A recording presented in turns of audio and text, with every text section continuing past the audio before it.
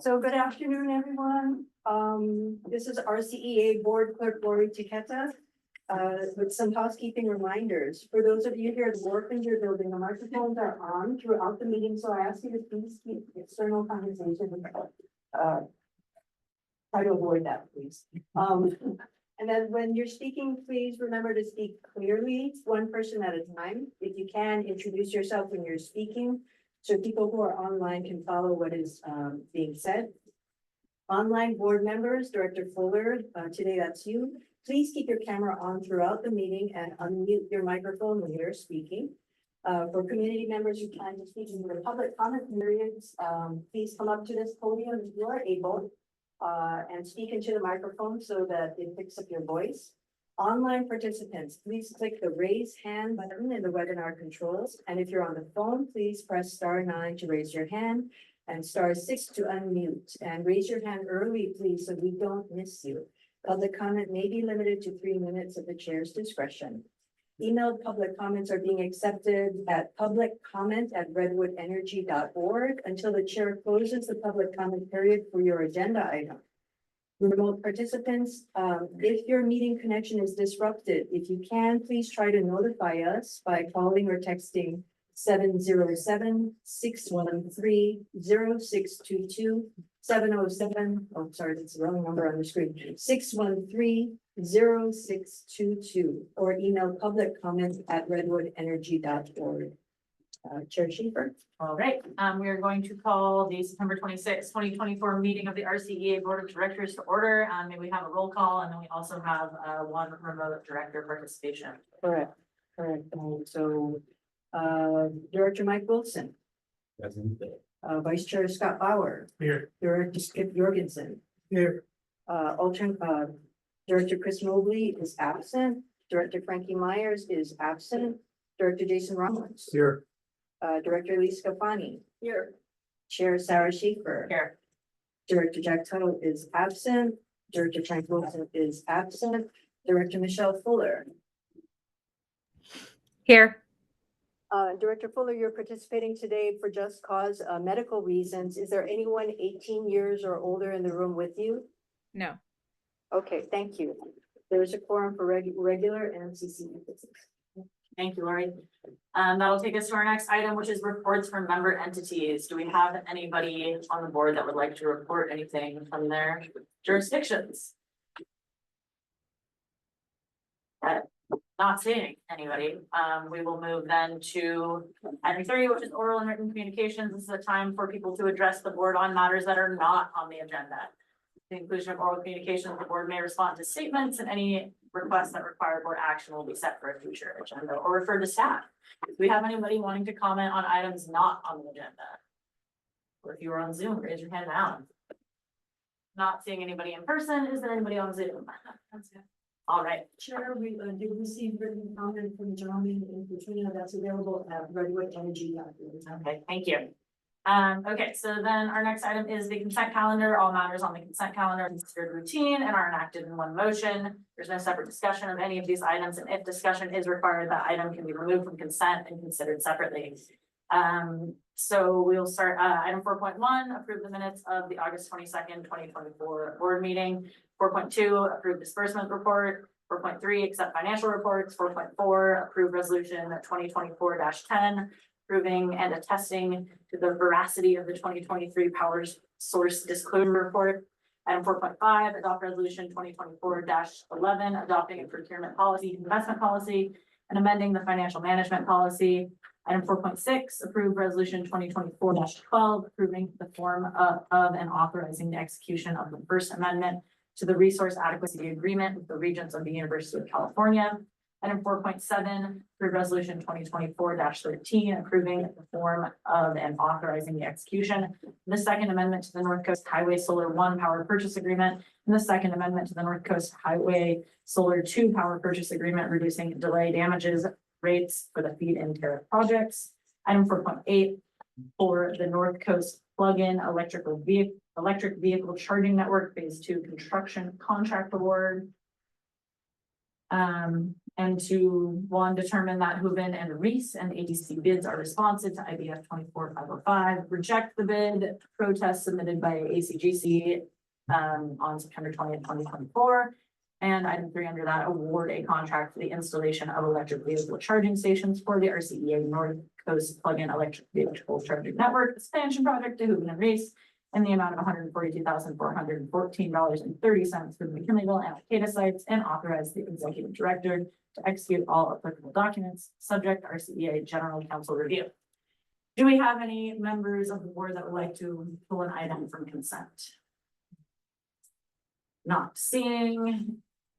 And is there any public comment on any items on consent calendar? Not seeing any in person, nobody on Zoom. All right, I'll take it back to the board for a motion of approval for the consent calendar. So moved. Second. Okay, we have a motion and a second.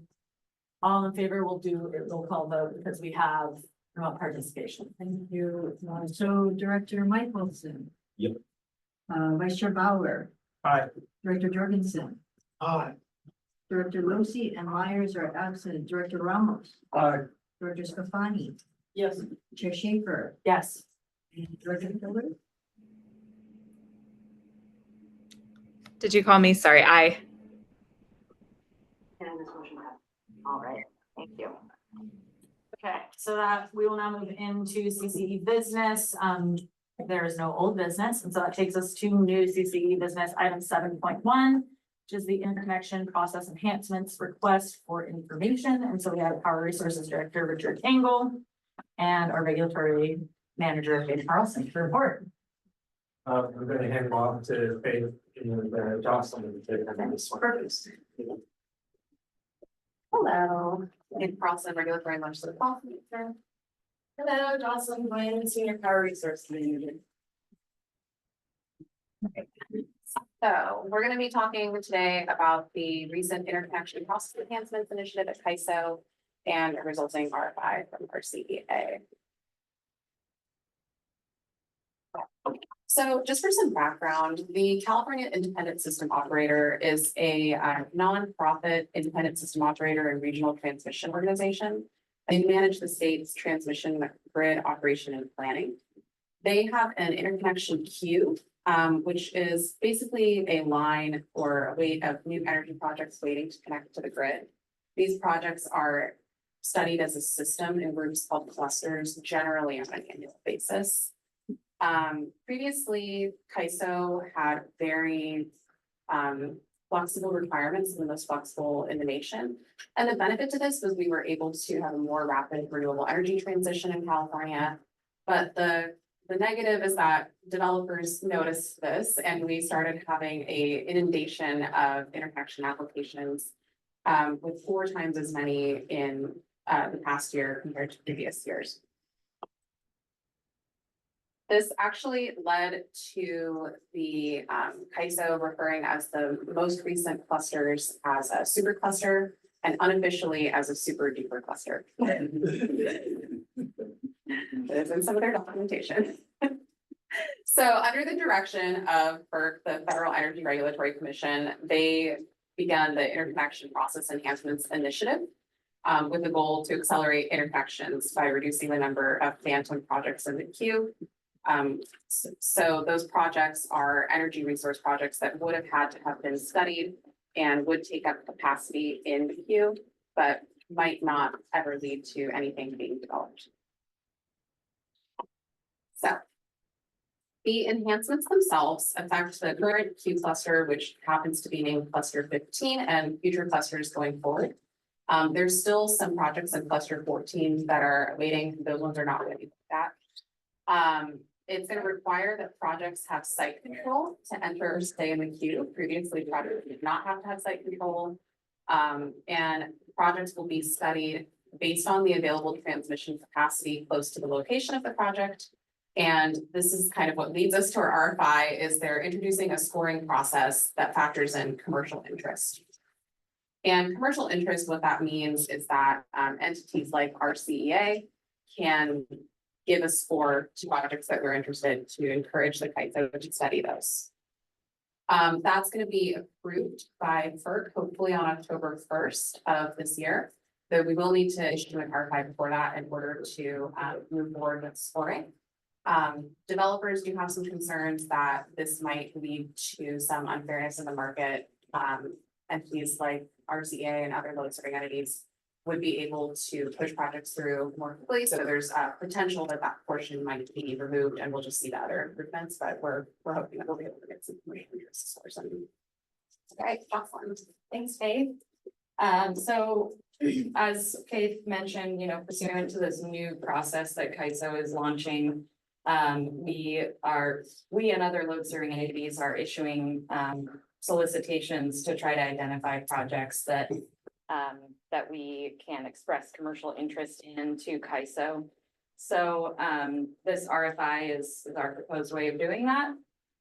We're proposing some minimum eligibility criteria that are kind of obvious. One is that projects must be requesting a connection in this current cluster. And they must have at least 90% site control. That's the standard that FERC set. So that means that the project must have 90%, at least 90% of its footprint under a lease agreement or ownership or some other form of site control. And then lastly, as with all our CEA power solicitations, we're requiring the projects be either renewable, carbon-free, or energy storage resources. And then we do express preferential criteria in our solicitations. These are not required for projects to submit responses, but those criteria are that the project is located in Humboldt or surrounding counties. And then the project is sized appropriately to our CEA's, electricity needs.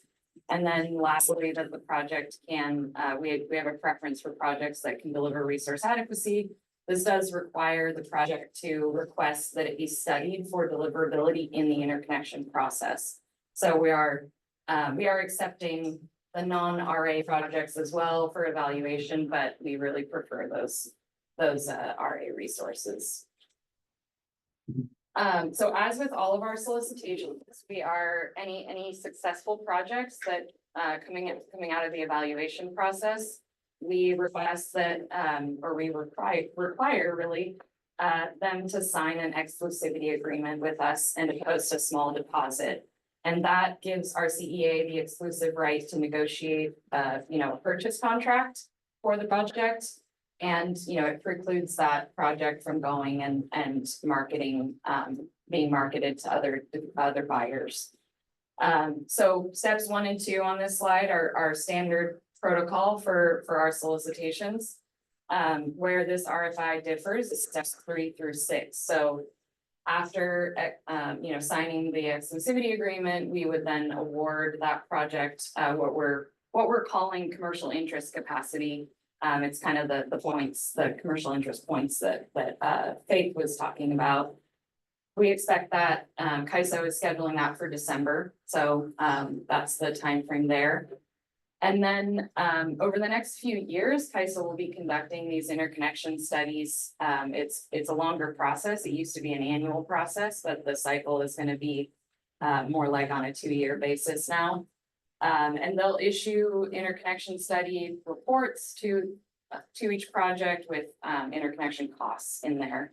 So once the project has its interconnection costs, then it should be ready to submit binding pricing to our CEA, and we're proposing that we would then issue a subsequent RFO and we would evaluate that pricing alongside of other offers submitted in that subsequent solicitation. At that point, and we do expect that to happen sometime in probably mid to late 2025, but potentially as far out as 2026. We're still kind of figuring out relative to CAISO's new process when that best point is for projects to have that price certainty. But then, once we have that subsequent RFO going, we can shortlist the project according to our normal shortlisting practices, or we can reject it. And then at that point, we would no longer have exclusivity. So terms under which the deposit would be returned to the respondent. I'm not gonna read all of these, but the common thread among all of these terms is that if the respondent follows all the rules according to CAISO's process, according to RCEA's process, if they're acting in good faith, if they're negotiating in good faith, they're gonna get their money back if, we don't eventually procure their project. And then on the flip side of that, if they're not acting in good faith or they don't comply with the process, either CAISO's process or RCEA's process, then they would forfeit their deposit to us.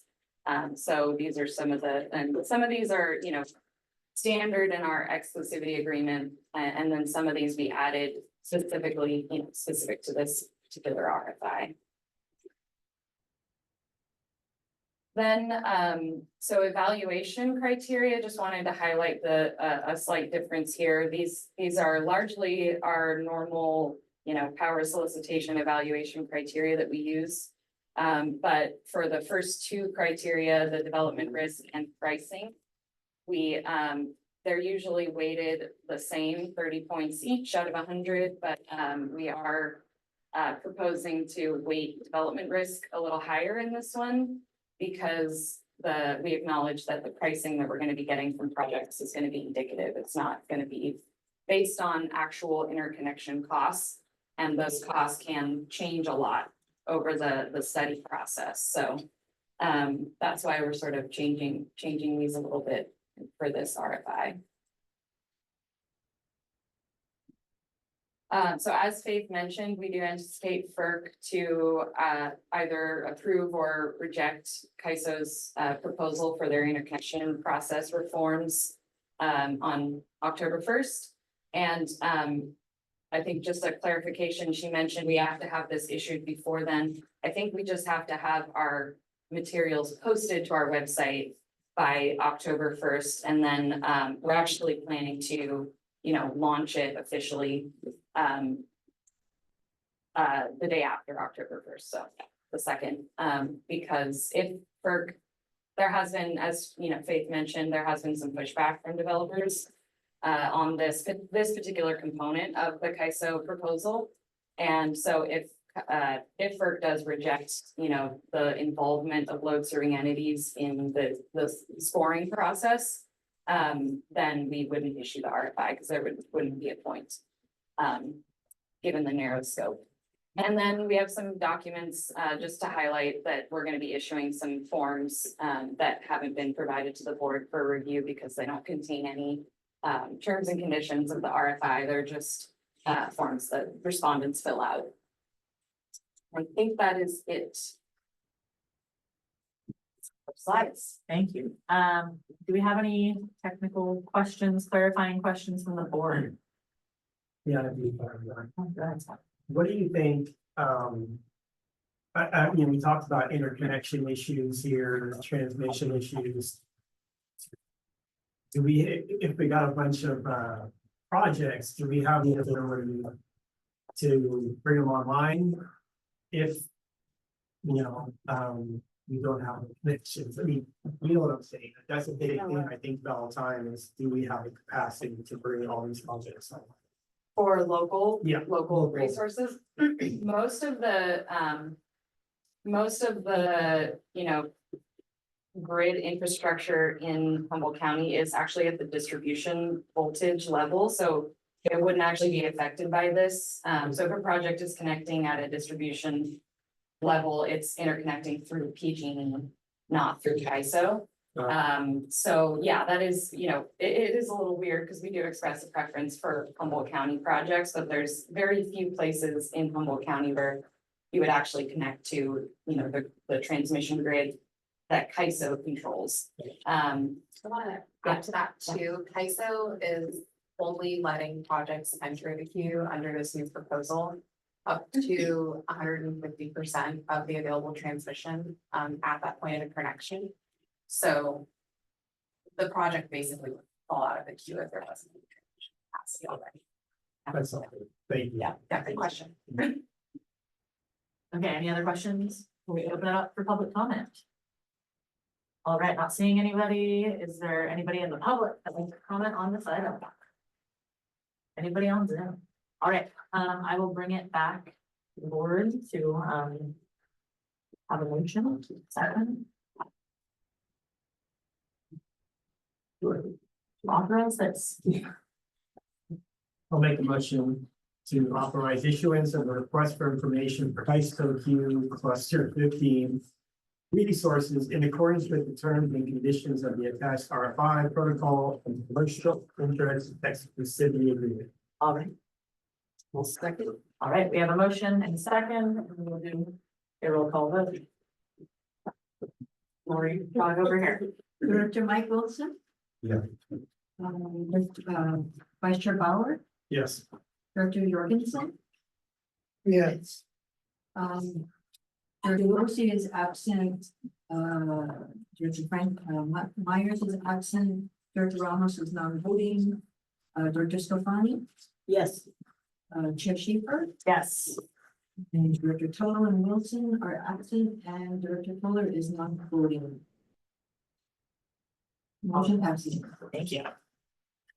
Okay, that'll take us to item 7.2, which is statewide allocation of carbon-free attributes from Diablo Canyon Nuclear Power Plant.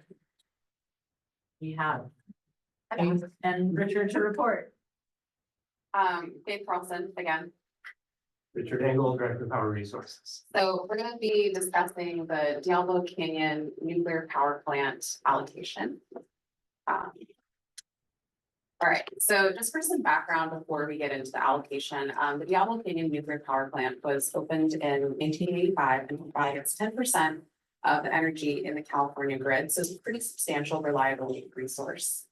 The plant is scheduled for retirement. Originally, the retirement date was set for 2025, according to a 2016 PG&E application. And the CPUC in September of 2020 approved this application for the retirement of Diablo Canyon with a 2025 effective date. And they also at that time ordered the construction of replacement resources by load-serving entities in the state. Shortly before the date of the approval of that decision in August of 2020, there was a pretty major heat wave in the state that led to some load spikes due to increased cooling. And the state ended up having to make the difficult decision to issue rolling outages due to insufficient reliability resources or resource adequacy. In September of 2022, there was another heat wave, and though there was not a need for rolling outages at that time, the legislature felt concerned that there might be a need for that in the future, especially with Diablo Canyon replacement resources not yet online. So they made the decision to extend Diablo Canyon operations. So they passed SB 846, which effectively invalidates the CPUC's approval to retire the plant and requires PG&E and state agencies to take all actions necessary and prudent to extend Diablo Canyon power plant operations.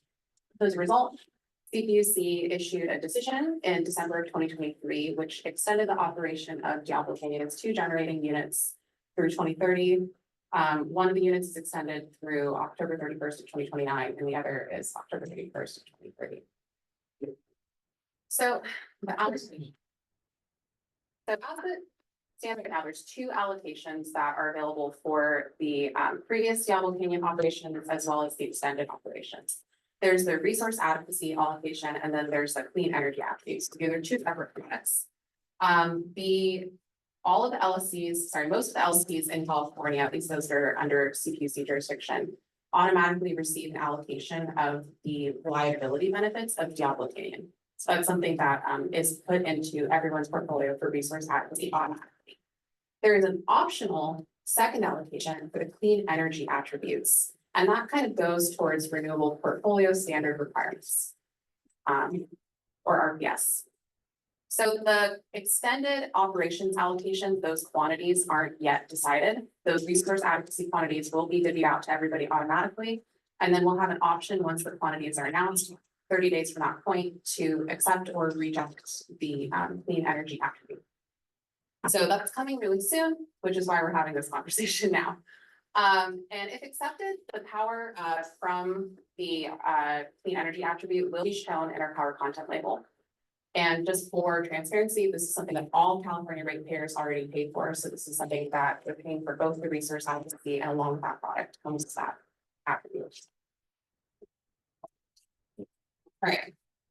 I'm gonna repeat myself a couple times here, just because I want to be really clear with the point. So accepting the allocation would result in us receiving the clean energy benefit that customers are already paying for. The state of California does have a law where no new nuclear can be constructed. So this would not result in any new nuclear power generation or development. It's just writing out the contract through the end of Diablo Canyon. And again, it would show on the power content label, which customers receive annually. If we reject the allocation, customers do not receive the clean energy benefit that they're paying for. And that is, it's referred to as clean energy by the state. That's just for clarity there as well. Same thing, no new nuclear power development. And we would continue to retain those RA benefits without disclosure on our power content label. So I want to kind of call out the power content label a little bit. If some of the critics of both scenarios, if it's shown on power content labels and enough entities in the state of California do accept the allocation, there's a chance that that'll show to legislation that there's an appetite for nuclear power in the state. And on the opposite scenario, if it is rejected and it's not shown on the label, there are concerns that that isn't very transparent to consumers because we are receiving that RA allocation and we wouldn't be showing it on our label. So I'm gonna go ahead and pass it over to Richard so he can talk about why we're bringing this to you all now. Thank you, Faith. If you're familiar with our energy risk management policy, it does have language in it, which I'll actually show you in a minute, that prohibits procuring nuclear power. Although there's a little bit of a caveat on that we'll look at. And that dates back to 2016 before we launched our CCA program. So in alignment with that risk policy, what we've been doing until now, when we've had these offers of these allocations, is we've been rejecting the nuclear allocations, but accepting the large hydropower ones that get alongside those from PG&E. The large hydropower ones are not inconsistent with our procurement policy, so we've been fine with that, and there's some cost savings that go with that, as opposed to getting those resources from other sources we have to pay for. So this is new now because this allocation has to do with that extension that begins next year of what otherwise would have been Diablo Canyon's retirement.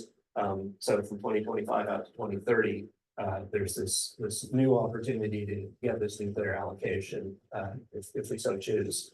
And you know, another driver for bringing this before you and not just making a staff decision to take a pass on it is the costs of procuring carbon-free sources, you know, other resources has just really gone up, whether it's from large hydropower or renewable resources.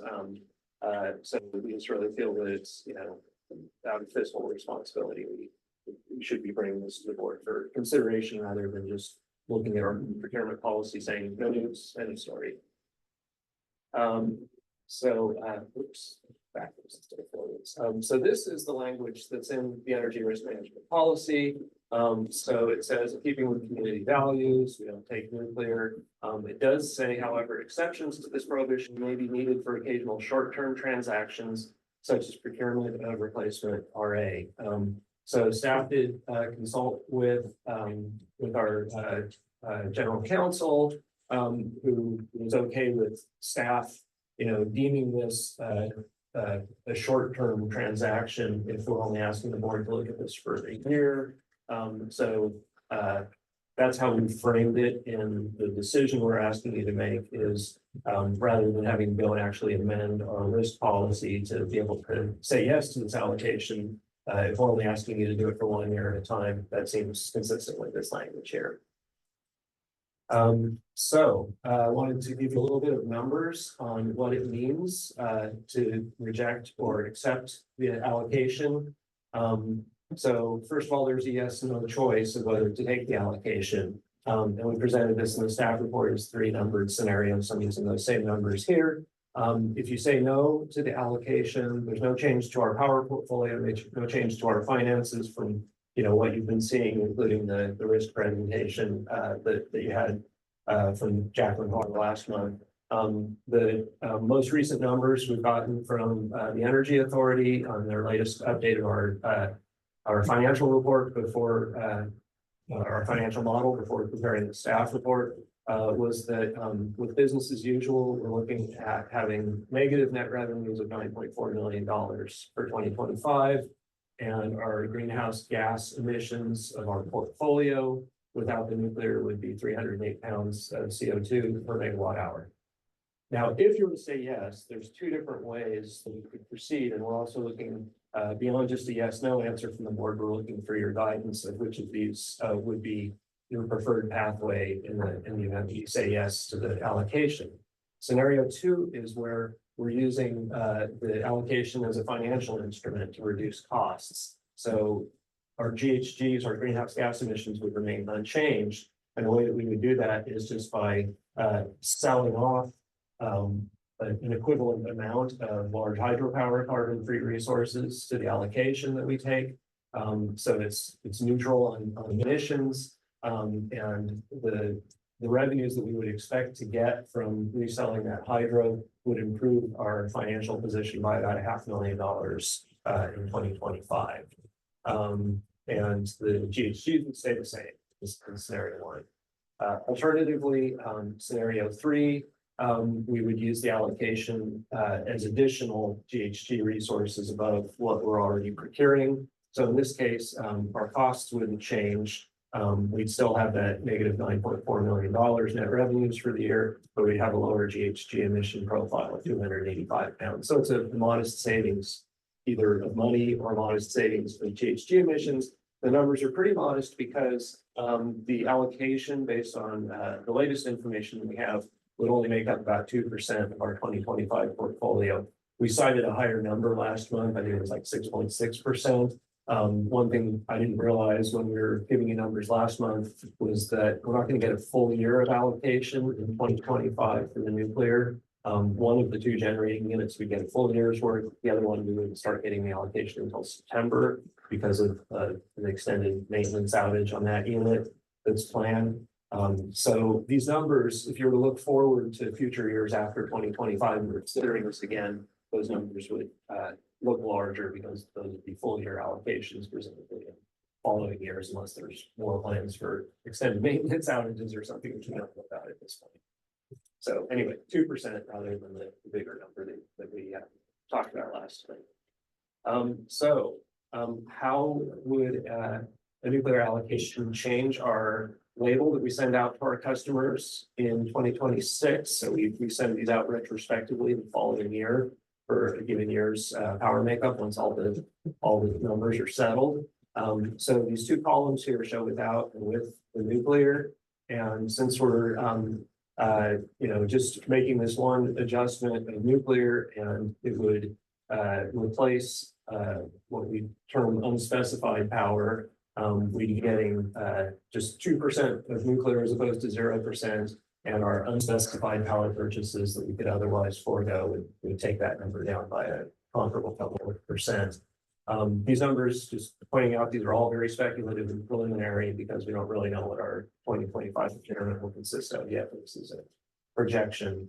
And one other thing I wanted to mention is some other CCAs have already made decisions on this. So 2 that we know of that have decided to accept the allocation are Ava Community Energy that serves the East Bay, Alameda County, and some neighboring communities has decided to accept this, and MCE, which serves Marin County and parts of Napa, Solano, and Contra Costa counties, is also accepting this. So we've spent some time, looking at their staff reports and their cases they've made to their boards and community advisory committees. And Sonoma Clean Power is also considering this and took it up with their community advisory committee last week. So everybody's trying to make up their minds since this the final allocation numbers are expected any minute from the CQC.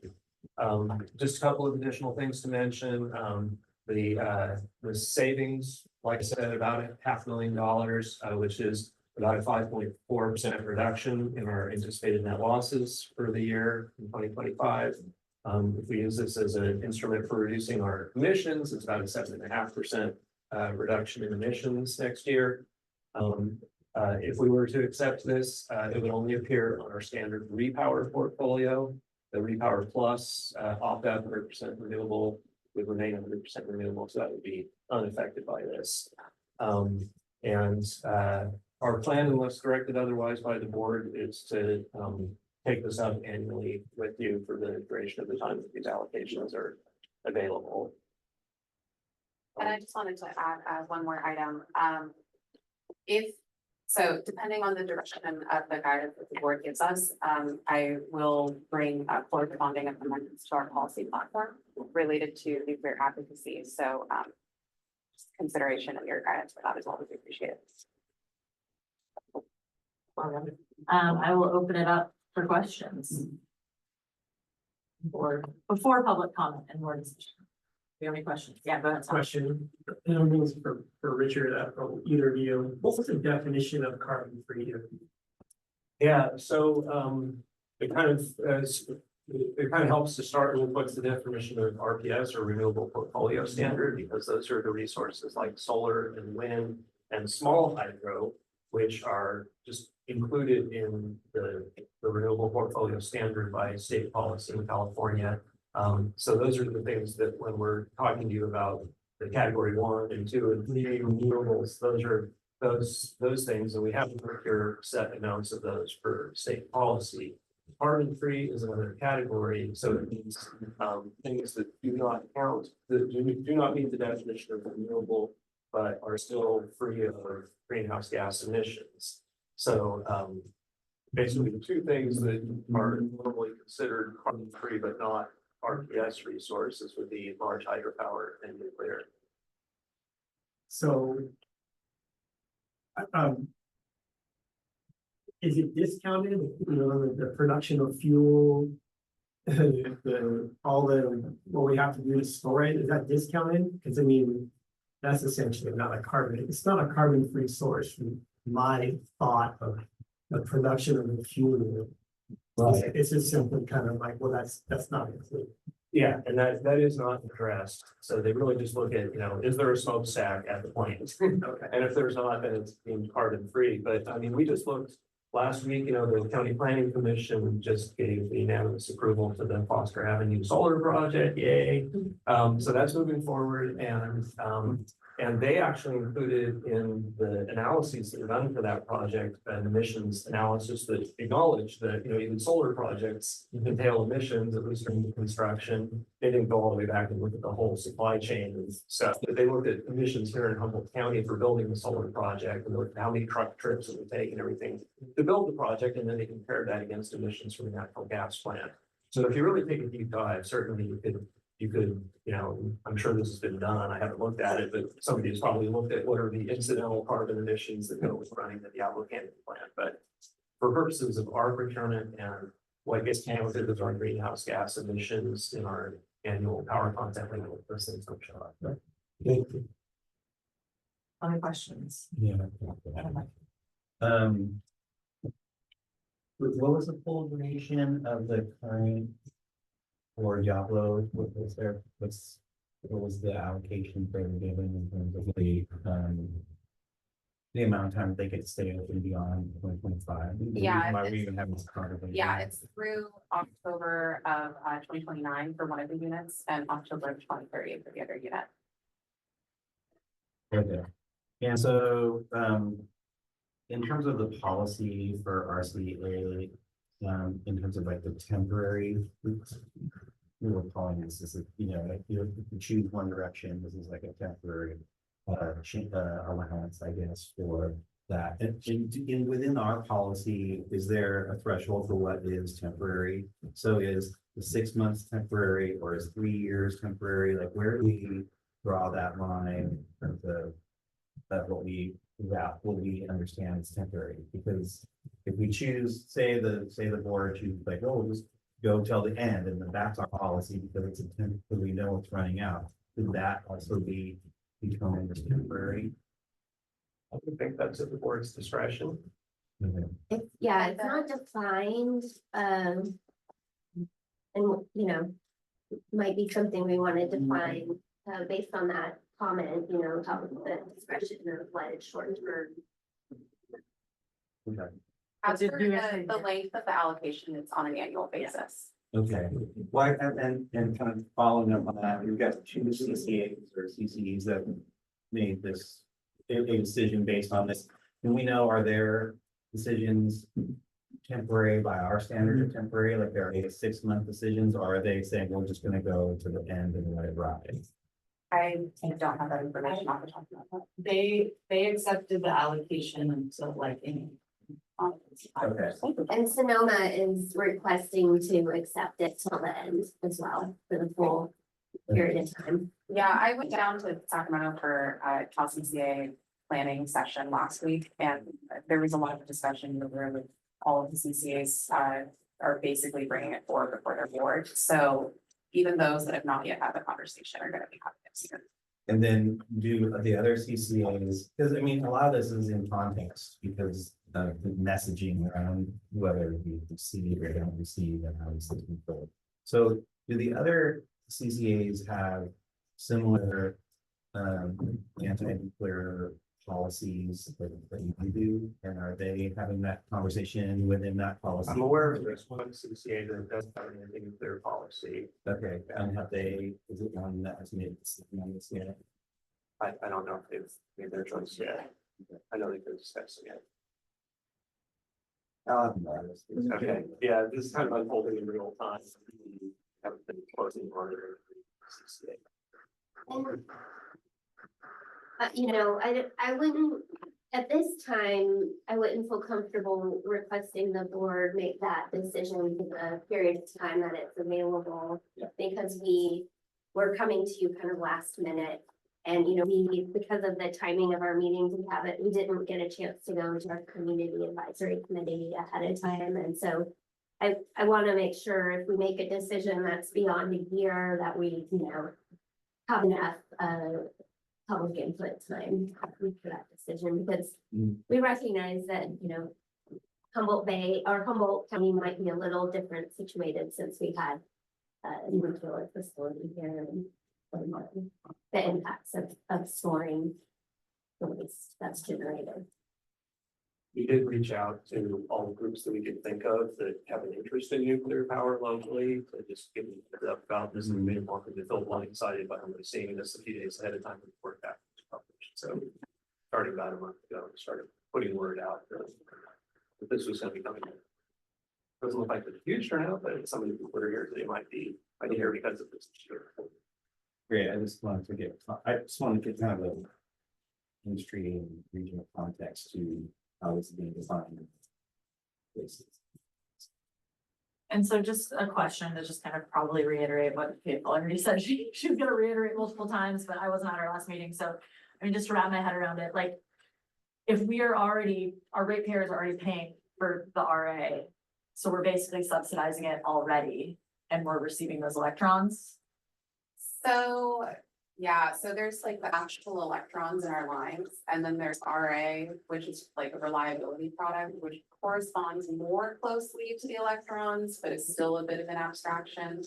And then you have your RPS renewable portfolio standard, which is what basically goes into the power content label.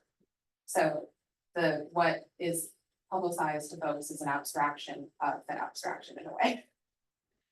And so, And those are three separate products. yeah, and the intent then, I mean, of obviously, if we are receiving RA for that putting it in the power content label towards renewables or whatever, right, is making that more transparent because it's already being procured by our ratepayers. Yeah, that argument has been made. There's also the argument in the other case where if enough entities in California put it on, then it might show that entities are interested in nuclear power, so. Besides the same point. Other questions before we open it up to the public? I was wondering, Richard, you mentioned, previously it was reported that this would be 6 to 7% of our usage. Now it's down to 2.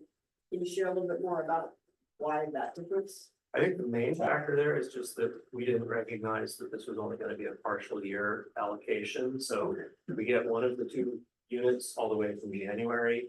Right. And the other one doesn't come online until sometime in September. So that cuts it down And so considerably. subsequent years then would be expected to be more in the 6% range. Closer to that. I think it's, yeah.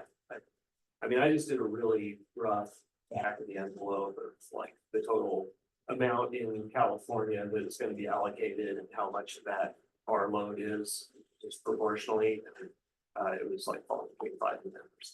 It should be approximately the same percentage of each entity's electric service corporation's load. So if we get 2%, then someone else will also get 2%, or if we get 2.5, then someone else will get 2.5 of theirs. Okay, so it's not divvied up in actual usage and distribution way, it's like. It's proportional. Right. Yeah. So I was wondering, couple of questions really, if you could speak to, the difficulty the difficulty or not difficulty that you had trying to procure, green power or low carbon power. That's number one. And number two, it's been a while. I missed the last meeting, but, how far out is the large solar project? Yeah, so first of all, just on general procurement of renewables, green power, carbon-free power. It's not difficult per se to procure it. I mean, we can go out and buy it on short-term deals, pretty much on short notice when we need it, but it has just gotten really expensive. So that's part of what motivates us to want to talk to the board about this, because this is kind of a freebie that's being offered to us that offsets a little bit of that, you know, steadily increasing or unsteadily increasing expense we've seen for renewable and carbon-free power over time. So it's really more about how much it's costing and how hard it is to get. Where we have had some difficulty is in getting long-term projects built, especially local ones. You know, we've just we've seen, whether it's, the permit getting turned down for the Termination wind project, they negotiated a contract on at one point, or, developers pulling the plug on their projects because they had unexpected increases in PG&E interconnection costs. We've seen those kinds of things. Just last month we had to, bring to the board a couple of cancellations of projects. But there's good news. You asked about the Sandringham Solar project, and we're continuing to have frequent meetings with the team developing that project. We just had one a few days ago. It's good news now. Basically, they're sticking to their plan to be online in the fourth quarter of this year, and it's just kind of down to very minor things that could move the schedule back and forth by a few days or a couple of weeks, rather than seeing months of additional delays. So. It's also even starting to make plans for ribbon cutting for that one. So feeling pretty good about that. And as I mentioned earlier, the Foster Solar projects that's just outside of our gate got its approval by the planning commission. So that was moving forward. They've actually got perimeter fencing going up on the site there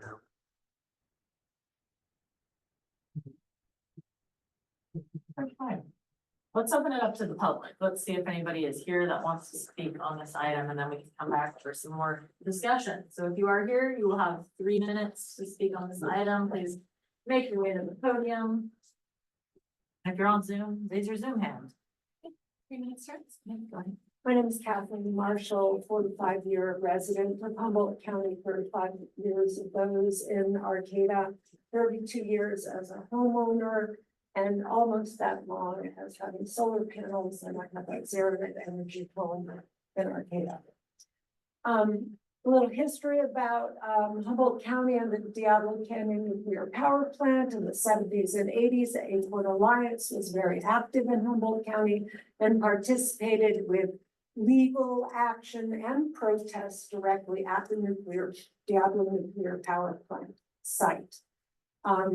I think it would be reprehensible of our CEA to accept nuclear power into the mix of quote unquote clean energy that we accept and that ratepayers we pay for.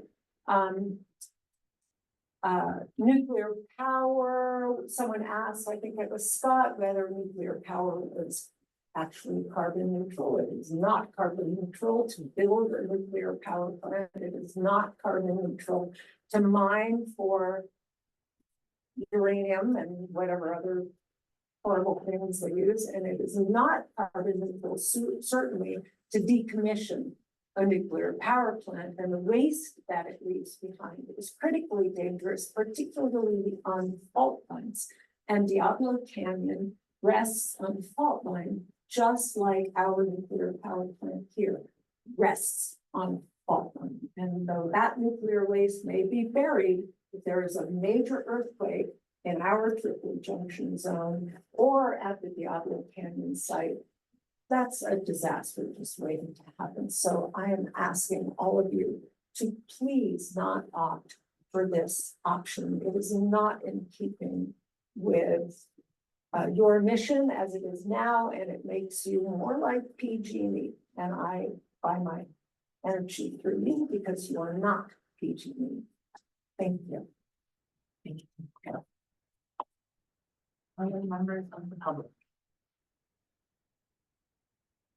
Good afternoon. My name is Dave Ryan. I live in Arcata, and thank you all for your work and time you put in on this board. And I really appreciate what RCEA does. I think it operates with a lot of integrity. When I heard about this happening, people have discussed that this doesn't involve the creation of any new nuclear plants, and you might argue that this is nuclear power that's already going to be happening until 2030 anyways. I'm disappointed and disagree with Newsom's furtherance of the license continuing to be extended for Diablo Canyon. I was involved in the late 70s and the 80s protesting against San Onofre, Mount Diablo, or Diablo Canyon. And we would get together in groups and educate ourselves on nuclear power. And usually it was mostly the waste that was the biggie. If a nuclear power plant can operate without problems, it's pretty clean. It's pretty carbon free. But it's kind of like the way a car would operate if it's not running. There's nothing coming out of the tailpipe. So in a sense, calling it green is like trying to call a car green. Well, only until you start it up. The other thing about all the waste with nuclear power is I liken it to, I sent you an email this afternoon, so I don't want to repeat everything that was said in there. It's like flying an airplane that landing gear hasn't been invented yet for it. It's in the air and you're crossing your fingers that you're going to figure out a way to land. And that's what the waste is with nuclear power. We haven't figured out safe ways of what to do with it. It's a mess. It's a really messy form of energy. It seems like we've got a generation of knowledge about nuclear power and how it's been a bad idea, not a good idea that's going to waste. If we're now referring to it as clean energy, carbon-free energy, green energy, it's none of those things. If you believe that, I encourage you to go to your local library and check out a couple of books and learn about nuclear power and why we need to be done with it. And don't have your name on it. Don't make a decision today that endorses it in any way. Send a message that you're not going to be an agency to support this. So I would encourage you to do that. I would encourage more community solar panel projects. I'm not sure why the county and the cities aren't doing more of those. I know we have a great one up at the airport, but it supplies to a limited number of users. I love it that we have private entities coming on with great solar projects, but I think we need to take it on public projects. It's a good prohibition you have in there. Stick to it. You don't even do anything temporarily. I'm afraid you'd be doing it again down the road. So I encourage you to exercise some integrity that you've done and shown through your years of what RCEA does, and that I'm proud of being a member of. Don't take this decision on a positive today, but reject the allocations. Thank you. Speaker, please. Hello, everyone. I'm Alexander Brown. I'm a grad student at Cal Poly Humboldt. I'm here at the behest of Jen Marlowe, who's my advisor, and also the founder of 44 Feet Project. And I don't want to reiterate what everyone said about the waste, but that's kind of the project that we've engaged with, is understanding the waste that Humboldt Bay stores at Boone Point and sort of the long-term ramifications of, what are we gonna do with that? Humboldt Bay has been recently identified as one of the most climate vulnerable sites to, for the waste. Jen and I have corroborated that with evidence of coastal erosion and sea level rise and an analysis that the waste is vulnerable to earthquakes from the Cascade subduction zone and other smaller seismic fault lines that traverse the site. Despite this, I don't think as a nation we know what we're doing with it. This is not just a local problem, it's a much larger problem, but I'm trying to understand the nexus between if we procure energy from Diablo Canyon, sort of what benefits do we receive other than cost reduction, and then maybe a reduction in GHG emissions. Is there a nexus potentially between advancing political or legislative action to relocate waste from these, heightened risky sites? I had a kind of clarifying question, and I don't know if that's, involved in the comment period, but I was uncertain if, the RCEA does decide to receive this allocation, would payments to operate and eventually decommission that plant be borne by ratepayers here? Maybe we can talk about that in a second, I don't know. And I think that if that were the case, maybe my question to RCEA would be, are you open to advocating for increased investment, since we would be paying for it, or maybe not, in spent nuclear fuel siting and or removal prioritization efforts, sort of as that bridge between benefits that we receive, so we're not storing waste in this vulnerable site. Jen actually had a really good question as well. And then maybe we should just talk after this, I don't know. Does the cost of responsible long-term spent nuclear fuel management factor in to those cost savings that you were talking about? And if not, would you reconsider conducting an alternative cost benefit analysis that does include those long-term inevitable costs of responsible spent nuclear fuel management, not just here in Humboldt Bay, but also, what will inevitably be Diablo Canyon, which we will then have a vested interest in that because we are generating waste to receive those electrons. I'm neither a nuclear advocate or against it, but I think that's what I'd like to see. Thank you. Appreciate it. On that question on. All right, are there any other members of the public waiting to comment here in person? Not seeing anybody else in person, we will go to Zoom. We're not gonna go back and forth. So that's not a problem. Anybody on Zoom? Yes. Okay. Yes, we have Michael Welch, and then after that we have David Weissman.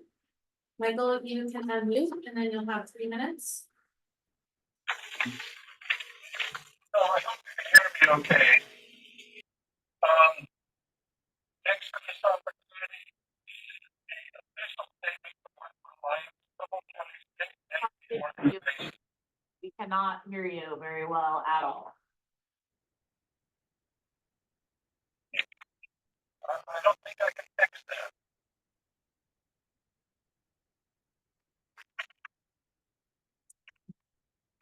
All right. I don't know if you can hear this. I will email our statement to you. I know that email statements were supposed to be at the board today, but I'm going to go ahead and do that.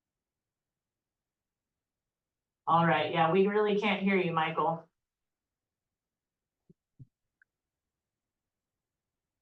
Okay. Garbled.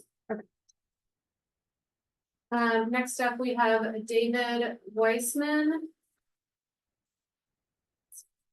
David, you can unmute and you have 3 minutes. Can you hear me now? We can hear you. It's coming through. Okay, thank you. David Weissman of the Alliance for Nuclear Responsibility, 501c3 and 4 here in San Luis Obispo, and currently active interveners in the CPUC proceeding for the extension of Diablo Canyon that was referenced earlier. I'd just like to reiterate, I believe I sent an email to Mr. Engel that was going to be forwarded to the board as public input. It's in response to the North Coast Journal article regarding this subject. And in it, the line says, now guaranteed to remain online for another 5 years. The state is requiring PG&E to make allotments of its power available to community choice energy providers at no additional charge. Again, the power is being paid for through a line item on all California energy customer bills. As I pointed out to Mr. Engel in the letter, there is not going to be a line item for this charge on California energy bills. Indeed, the 3 investor-owned utilities, Southern California Edison, San Diego Gas and Electric, and PG&E, all requested that the PUC place a specific Diablo Canyon extension charge on the bills. The PUC ruled that it did not see any merit in doing so and believed nothing could be gained from the customers learning this. So it is not going to appear as a charge on the bills. You may list something on your power, proportional power statement, but your electric bills will not have this line. Instead, it will be buried rather opaquely in the generic public purposes program.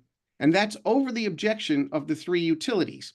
You may still weigh in your opinion on this one way or another with the Public Utilities Commission, as you are not interveners in this case. And the second item would be about the cost. And, you know, the Diablo power is going to cost your customers. And you may look at the small amount or the amount you save and what costs are attributable to your particular share of it. But in general, in a price per megawatt shared statewide, we're looking at a price per megawatt of anywhere from $96 to $114 a megawatt hour. But more importantly to the CCAs, you know, through the power charge indifferent adjustment, any above market costs for power generation are then placed on the backs of PG&E's captive customers and their CCAs. And in this case, for the years you've just mentioned, 2024 into 2025, by PG&E's own numbers in their testimony, the above market costs for Diablo Canyon will be $400 million. And those costs are going to be paid by their ratepayers and therefore passed on to your CCA customers. So Diablo Canyon is not going to turn out to be the cheap alternative to the power, and your customers will be paying for that. Thank you, David. All right. We have other Zoom comments. Michael Welch has raised his hand again. Would you like to? Let's attempt one more time and see if we can hear him better. Okay, Michael Welch, if you can hear us. Yes, can you hear me now? Better, yes, we can. All right, I have a statement to read. Thanks for this opportunity. This is the official statement from Redwood Alliance, Humboldt County's Safe Energy Organization. We have been in operation since 1978 and are largely credited with instigating the permanent closure and dismantling of the Humboldt Bay Nuclear Power Plant. We have also started our communities and local governments' discussions of human-caused climate change and have promoted the use of safe, clean, renewable energy wherever practical. We encourage RCA's board to say no to energy from Diablo Canyon and to stick to its long-term policy of not using nuclear-made energy. Without exception, we have been hearing from our constituents that they oppose this move. Nuclear-made energy is neither clean nor green and produces significant amounts of the most long-lasting and dangerous waste known to humanity. Some of that waste is being stored right here in our community on a bluff above Humboldt Bay. Further, we believe that any statement of yes to nuclear energy only furthers the goals of the nuclear industry. Those goals including building more nuclear power plants and repowering or continuing the use of nuclear power plants like Diablo Canyon that are past their design life and often sited on dangerous or otherwise inappropriate places. We understand how attractive it is to get free and supposedly carbon-free energy, but to us that does not outweigh the signal that saying yes will send to the public and the nuclear industry. The nuclear industry is in reality a government welfare-supported industry which spends millions of dollars every year in an effort to make people believe that nuclear-made energy is clean, green, and cost-effective in order to receive public funding.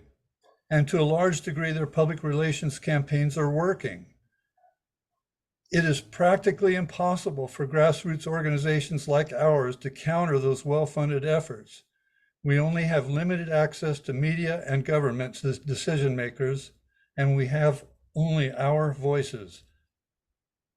So it is important for those who feel nuclear power plants are not appropriate additions to our electrical energy mix to always say no when the question comes up. Any amount of saying yes to nuclear energy only bolsters the efforts of the nuclear industry. So again, we ask that the board deny adding nuclear-made energy to our community's energy mix. Thank you very much. Thank you. All right, anybody else on Zoom? That's all. Okay, Chair, there were several comments that were submitted in writing, all available at the. great, thank you. All right, so I'm going to close public comment and I'm going to bring it back to the board for further discussion. How are we feeling, folks? We have 3 scenarios in front of us. We have 3 possible options. Yeah. Go ahead, Mark. You know, I think I made my feelings about nuclear power in the previous meetings. I want to thank the public for coming. We don't really get that much interaction, and it's because this is a serious issue. And so thank you. I was just looking up a little bit, my own sake of what the fuel, how long it sticks around at radioactive waste. And uranium-235 supposedly has a half-life of 700 million years, which is about 20 million generations of human beings. And plutonium-239 is 24,000 years, which luckily is only 800 generations, right? Is it worth changing our policy? And kind of, I think one of the reasons we were formed is to manage energy in a different way, you know? I don't see this. I understand, you know, costs. We're always looking at how to run efficiently, you know, our responsibility to the organization, but to the community, to the world, to our 800 generations at least. Our responsibility should be to not accept it.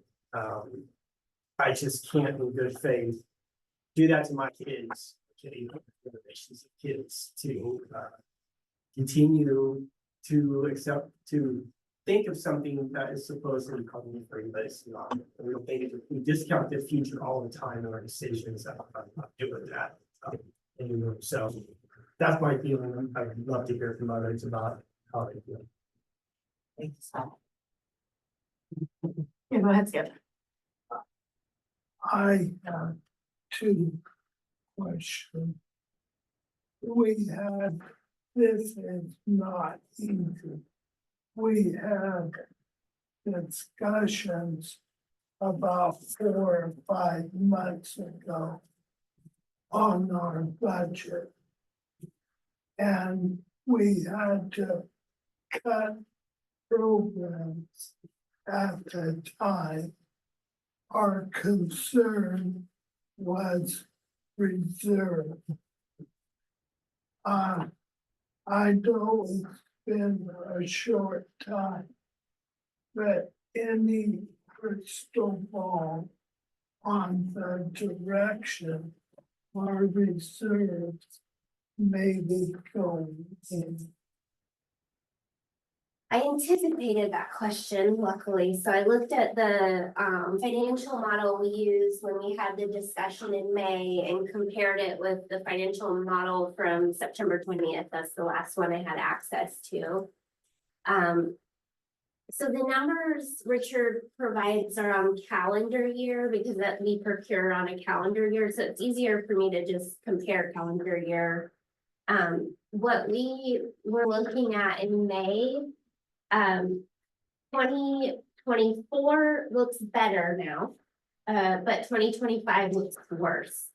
And overall, when I look at the fiscal year budget looks slightly worse than what we had presented in May.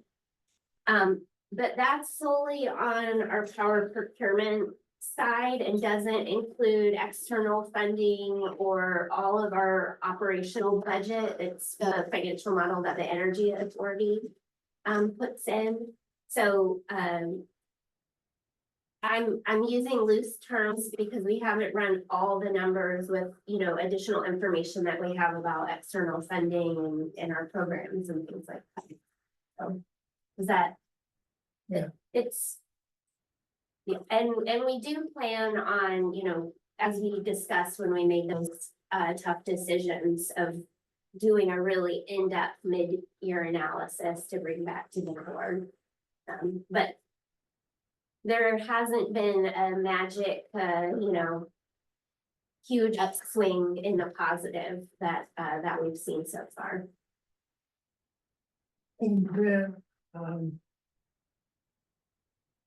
as people have said, this is a free. But it's against so many of our better judgments in the long term. In the short term, if we rejected this, who are we sending a message to? Yeah, I think, and I'll have Richard correct me if I misinterpret his comment from last meeting.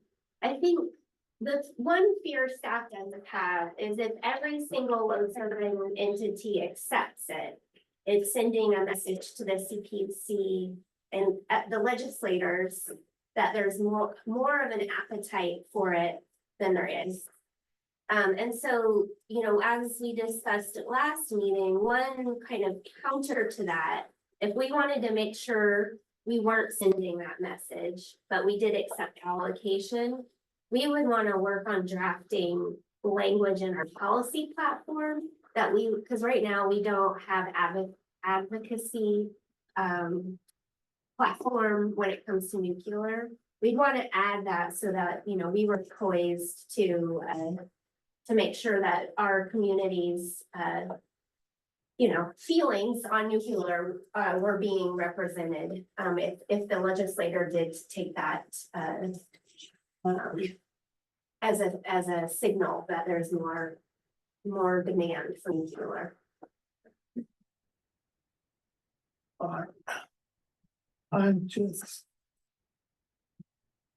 I'm concerned that at some point down the line, we will be considering an increase in rates that will make us less competitive. And the viability of RCEA in the long term with short-term decision is important to me. I guess I have those concerns too. Thanks for sharing them. I do want to say we can bring the 2026 allocation back to the board next year. And we do have reserves. We haven't met our reserve goals. So I think we're not on the cliff yet. So I guess, you know, we are, and that's why we wanted to bring this to the board, because we do want to be fiscally conservative and responsible, and we don't want to pass without having the consideration. And so I guess, you know, we can revisit this discussion in a year if we're starting to continue to see those negative net projected income. If you decided not to take the allocation this year, we can come back.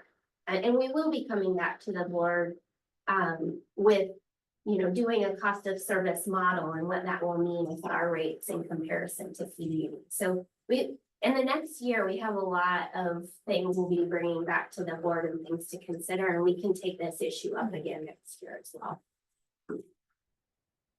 Well, I'll say that if our reserves were headed in the right direction, it would help me in the long term with this.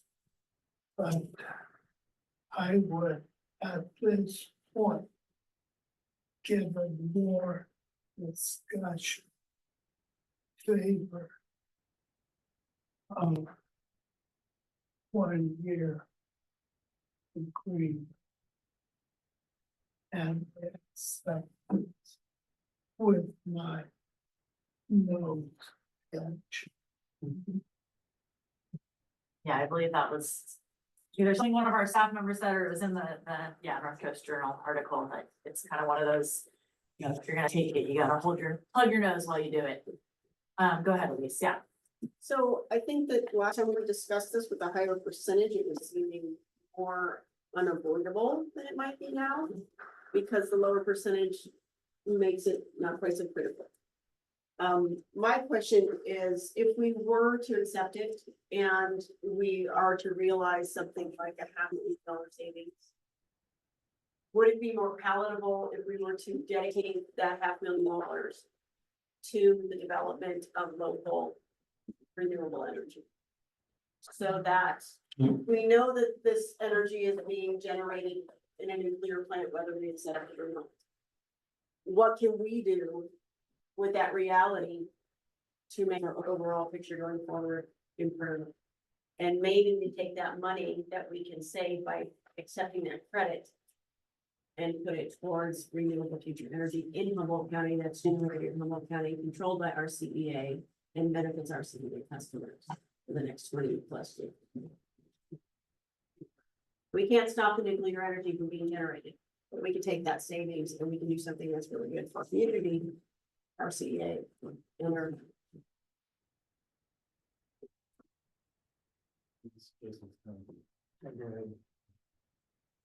A couple things here. I mean, I think all the points that are being made by the community in relation to nuclear power and all its disadvantages and its horrific track record are all true. You can hold that idea in your, and that's real. And then you can also hold the idea of like this institution has its interests and needs. And I'm hearing what's Skip is saying in terms of concerns around the viability, long-term viability of this place and its competitiveness with PG&E in the long run. And I just have to say I'm in an organization now, and I'm not just the county, but others where our decisions that we make, where we feel like we're safe with our reserves at one point are not so, if we could go back in time, we might make different decisions about that. So things can get pretty squirrely if you are meeting your reserve and your budgets. That's all very real.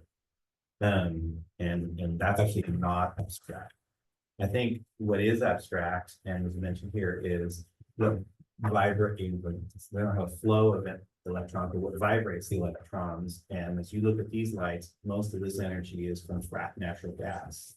So as we talk about our allocations around these, things of our portfolio, it is really important that we're investing our resources to actually have that generation be renewable.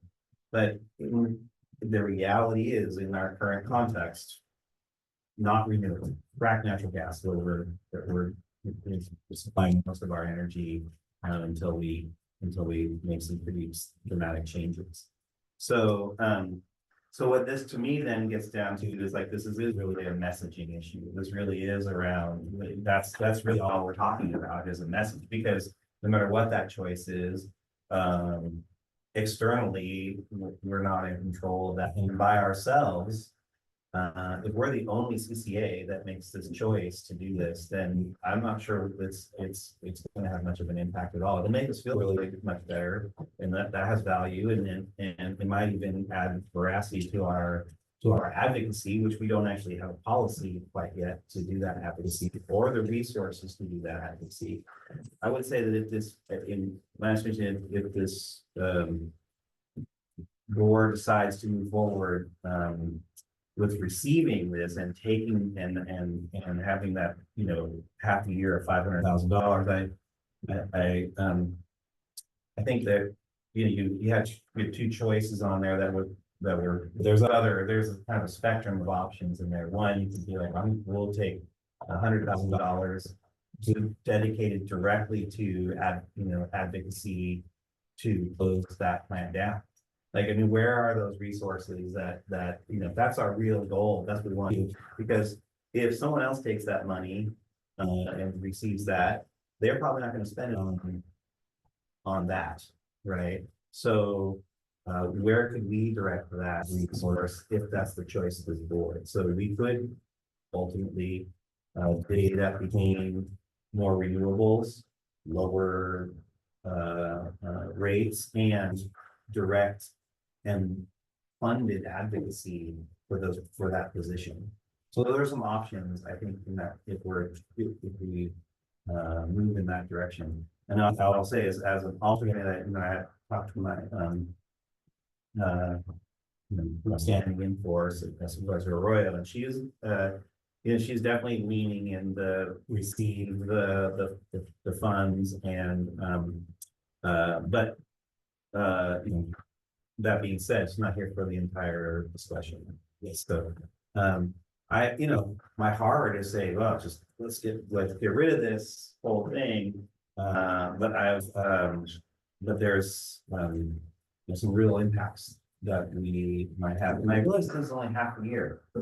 But it still drives a direction. So I was always asking about this policy thing, because with this coming up every year, I don't know if it's like that's a great way to do this on an annual basis. One year you're going to choose to accept it, one year you're not going to choose to accept it, and blah, blah. That's why I was asking about this sort of like, what is the sunset and what is the policy on this? Because we're in kind of an odd spot. If the policy didn't have the caveat about temporary, would we even be here today? Or would the staff just have rejected it outright? It would have been a different action item of, if you want to accept it, we would have to adjust our policy. Okay. So I think the point of that is that we're not asking to change our energy risk management policy, right, that it falls within a short-term allocation. And I will say, I mean, one kind of counter to doing it longer than a year at a time is the energy market changes so drastically year to year. And so it's hard to predict, it seems like worth considering because of where our net revenues are, but say year 3 of the 5 years, it might not make sense at all for RCA to even consider that allocation. So if we were in we were receiving excess revenues, and if the markets had shifted. So but what we're hearing, if the allocation was only worth 50,000, we probably wouldn't even bought it. But because it's $500,000 for half a year, and then also in the other CCAs, they're considering the aggregated total amount, so 5 million, 4 million. I mean, so that's how they're probably viewing it, because they don't have this policy, right? So, and they're going to continue to do that, I would imagine, once they make that decision. It just kind of leaves, but I don't know if we're gonna lead the charge or just be sort of standing out in the cold. But I'm just sort of on sort of the messaging. Yeah, I mean, you know, Richard mentioned two CCAs that we know accepted it. There was another CCA we talked to that just their community is pro nuclear. It was no question. So it really does boil down to a community by community perception of nuclear. Right. And I think we have that very personal connection to nuclear, obviously, and a lot of I feelings myself and have been resentment. arrested at protests related to this subject, so I put me down. I've been. Thank you. Yeah, I'll jump in because I haven't really talked yet. So, it just obviously it seems almost kind of like another situation where we're being strong armed by the PG&E and the IOUs and the CPUC to kind of subsidize something that we were promised was gonna go away and had a whole plan for it and everything. And then now, you know, we're seeing this come back to us. And so, I came into this meeting actually more probably of the camp of like, yeah, we're gonna save some money. That sounds good, right? And when you're looking at running a $9.4 million deficit, $500,000 actually doesn't really seem like that much, and it almost doesn't seem worth it to you know, go down this path and crack open this egg of nuclear power and thinking about it in the sense of continuing incentives for mining plutonium and uranium and the waste generation that comes with it. And thinking of, you know, is this truly the clean carbon-free power that we want? And so I kind of just have the question because, I mean, if we do accept this, that it will improve our CEA's financial situation, but it won't necessarily help our ratepayers. And it won't necessarily bring any kind of relief to, you know, what people are already feeling here. And so, and just already thinking too, and that could go either direction with the volatility of the energy market that, you know, $500,000 could make or break us, or, you know, it could really just be a drop in the bucket down the line when we see a total major shift in energy prices within the next, you know, year. And so I also have another question, which kind of just like makes me think of cause and effect. If other CCAs are taking this allocation and they're following kind of similar things that we're thinking of, are they going to be selling off then their clean power at a rate that then makes it more affordable for us to buy that and makes it more available on the market? And then again, changes the whole market. I mean, is that like a possibility? Is that how? Real? I would think that there's small enough allocations Yeah. that we're not gonna see that impact the cost too much, but my crystal ball is cloudy. Yeah. And then I still really am hung up on this, you know, fact that it does seem like PG&E and the other IOUs are, you know, subsidizing this power from Diablo Canyon, and it's going to exist on our bills to our ratepayers anyway. And so why don't we just own up and say, yeah, it's there, and, you know, we're purchasing it and it's going out into our grid. And so that might not have helped anybody make any decisions, but that's what I'm at right now. So. Okay.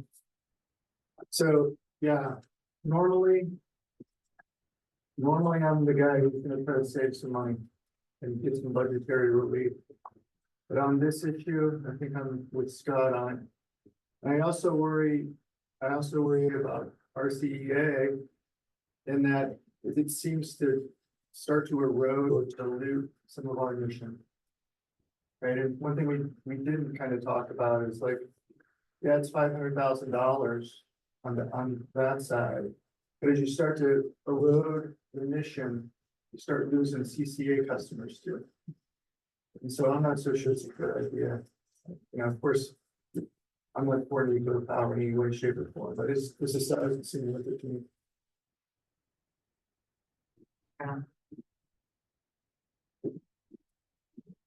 Yeah, maybe just one more thing. It's great discussion. I appreciate all the thought that's going into this, you know. It boils down to what we're always talking about, it seems like, is like the IOUs, like you just said, Sarah, kind of dictating how we generate, how we power our lives, and the free market, unfortunately, it's been put in charge of helping us repower how we're gonna live in the future, right? And it's not gonna work. And that's why we're here today, talking about really a small amount of money and savings stuff it's not gonna make or break us. But what does it mean to the community, our society? It means a lot, you know, it's not free. And that's the bottom line. This is not free if you think of the future. And if we don't think of, we need to be thinking about that when we're trying to transform society and how we live, how we power everything with, you know, computers. We gotta think about that. That's what climate change is about, right? We got 5 years to transform society. And we're being told that this is gonna be a part of it, you know, Diablo. And I just happened to watch 2 nights ago, by chance, unrelated, the Daiichi plant explode. And the whole story behind that, I just got it. It's insane that we're boiling water with nuclear fission. It's insanity. And yet we're still doing it. It's just not worth it. But I respect when people think about the health of the financial health of RCEA, but I don't think this helps us. We need to be focused on power and how market spikes, volatility. That should be our focus. Is figuring that out, talking to our legislators, like help us weather this nonsense that we've been put into. You know, we got to work on that, and that's what I'm going to do. Let's focus on that. Yeah. Wow, Michelle's on Zoom. If you want to hop in, if you have anything to add to the discussion, please. Sorry. I forget about Zoom sometimes. That's okay. Thank you. I really appreciate the thoughtful discussion. This is, I think, the second time Sherry has asked me to attend as an alternate. So I really fall back on, you know, the policy and why it's there, and am not swayed, you know, because it's just a little bit or because they're offering it, because we can do it short term. To me, it's not worth it. And I look at the policy as good policy that was set for RCA to set us apart and move in a different direction. So that's my thoughts on this. Thank you, Michelle. Yeah, and what Jason said as well, you know, really resonates with me, especially when because, you know, looking at these scenarios originally, I kind of was more of the vein of, if we do accept it, then we should be accepting it to reduce our GHG emissions, because we have recently taken a step back from our original policies, and to kind of reaffirm that. But if, you know, it sounds like more folks in here are either of the 1 or the 2 to scenario 2 to save us money, and not even that scenario 3. So, you know, really in that case, then like I'm of the vein that I feel like, you know, this is a place for advocacy, and it is also a place for, you know, sticking to what we've tried to establish as policy for RCA and have tried to stick to. And obviously, like, volatility in markets and our budget and things have impacted that, and just availability of resources have impacted that. But I think if we have the opportunity to really take a look and say, is this the kind of power we want? Is this the clean power that we want? Is it truly clean? What's actually happening here? I'm getting there. Good question. Yeah. This is something that you said about, and I made this really a question for staff in terms of the bill that a customer receives is going to pay for this anyway, right? So we're asking our customers to pay for something, and to pay for us to make this statement. Really, well, every customer in the state of California is paying for this, regardless of who they're getting their electricity from. And one of the comments on there, I believe is correct, that it's not going to be a separate line item. It'll be it within the public purpose charge.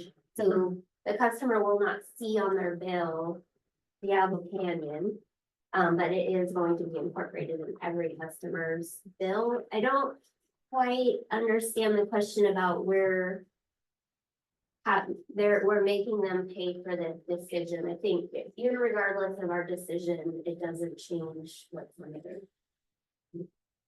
Well, unless we choose to embed that back in savings to the customer. Yeah, and I don't know, I don't have off the top of my head what that would mean for customer savings and whether or not it would even be comparable to the charge that they're getting. I was gonna ask that, so I was wondering, do we have an idea as to what that cost is versus the savings? I don't have it in my head. It's like $70 or $80 million a year, I think, in customer revenues that we collect. Right. So if you're trying to think of having 500,000 sales to that. Well, I'm wondering what is in the bill, so if you take that $500,000 and divide it across everybody, then is that comparable to what the increase in the bill is that? Yeah. Is it even? $10 savings per customer, Mhm. very basic math, maybe like $20 for one, and then like $1. I see Lori has her calculator out, so. Yeah, if we have 58,000 customers, is that about right? 58,000. Yeah. So basic math is $8.06. We For the year. We don't know what the cost. We don't know what the cost is. Yeah, so But we don't know what the cost on the bill, Well, the some- not someone line knows, item yeah. on the bill would be. What they're already paying. We don't have an estimate for that. About 68 right now. yeah, you don't know. And it's gonna be based on usage or is it a flat? Based on fuel costs and cost of Yeah. operating the plant, all kinds Yeah. of things go into that. Okay, well, I'm just gonna say what I can count votes here, and it looks like that, well, I think that the message is real. I mean, I'm not gonna deny that. And so from my perspective, if the board is needed, count it, right? If this is. Yeah, with CCD, if we get weird there, you have the most votes. I do, but even then, I don't think that rate is enough. And so, so for me, if that's the way the board's gonna go, then I would advance that the board, if we're gonna make a statement as much unanimity as possible. Because that's the point of, I mean, I'm just saying, so I'm happy to do that, because for me, it's like, I came in this room like really thinking either way. I wanna have a robust discussion about that. I am very concerned about budgets these days, and again, deep in it with an organization that's having some issues in another organization as well, and I'm just, and so I'm really very wary of decisions where we have, and then even thinking about, again, aggregated, we imagine this is just a $500,000 decision today, but if you choose to keep doing that and it becomes $5 million, that could be a really significant hit. So it's not, I think that's real for an organization this size. Be taken seriously. That's right. It's not accept. Want to come back in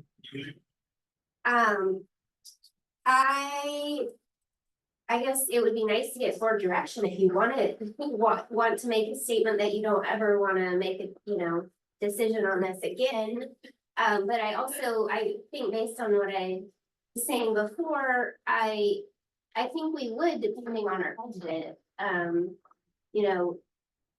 to Director Wilson's point, that if our budget doesn't get better and this could help, we'll bring it back for a decision. But nothing says we can. No. No, every year we get the same choice.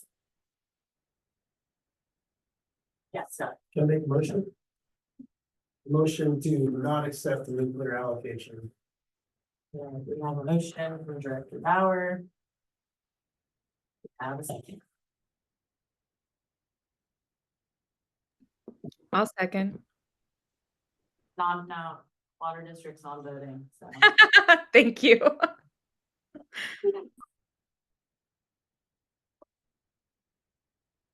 And, I would second it, but that's, just, it's not gonna pass in that way, okay? We don't have a second. Do we have a different motion? I would like to make a motion that we accept it and we dedicate those savings to actually building.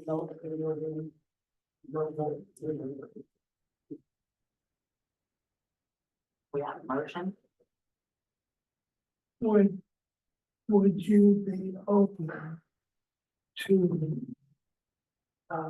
that motion, but using whatever we receive and a decision on that down the road, say in December or January? I don't understand. So I had a similar thought. I think you're asking if accept the allocation, but have staff bring back a board decision on how to utilize the funds that are saved at a different board meeting. Yeah. Yes, that's what that sounds like. I liked what Director Wilson had to say about using some of that money to support the wind and nuclear power. So I think that would be another really great discussion to have as to how to spend the money. I have a question for staff, but it's not really additional funds, it just reduces our deficit, correct? So we would be spending that much general fund monies for that. All it does is reduce our deficit a little bit, but if we take it, turn around and spend it, then our deficit goes back to where it is. Exactly. Yeah, and whether or not, I fully understand. Yeah. It's just trying to do good with something that we don't love. That's what I'm trying to do, is that I'm just trying to take this not so wonderful piece of our reality and turn it into something better. My little Pollyanna attempt to, moving forward a little baby step at a time. Well, I think, that is already to some extent what we are using, our funding to do. And that just, decreasing our overall deficit supports those programs that we're already working on, but. It potentially helps some of our programs. We've talked in the past about wanting to do more to encourage solar.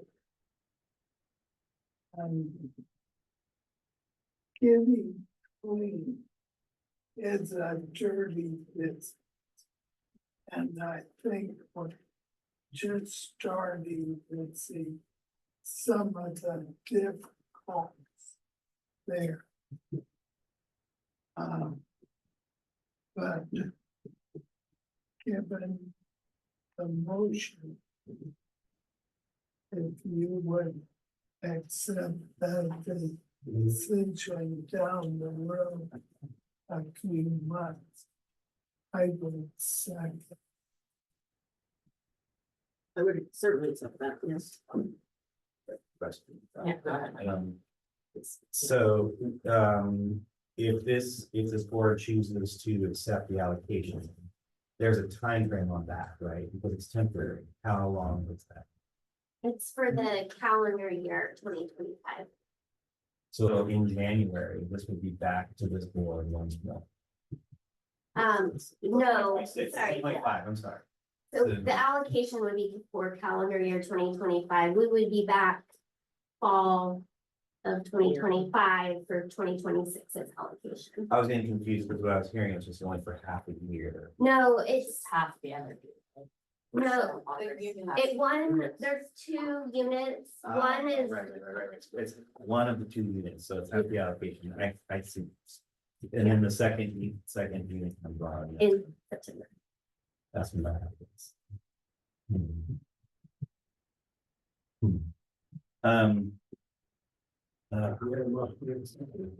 Second? I believe we have a motion and a second on the table. So Ready to do a vote? we will do a roll call vote. Clarify, this is a motion to accept the nuclear allocation for calendar year 2025 and direct staff to bring back uses for the savings at a later meeting. Yes. And then it would, I want Can we just, to clarify. yeah, CC voting clarification here? I don't know. There would be 5 positive votes, for CC members necessary in order to pass this.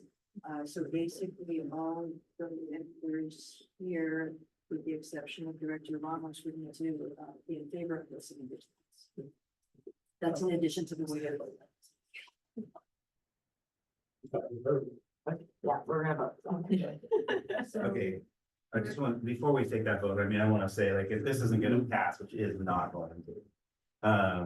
Then I'm definitely gonna push us, I'm gonna vote no, because I want, if we're gonna go through the trouble of making these statements, I would like it to be as strong as possible, so.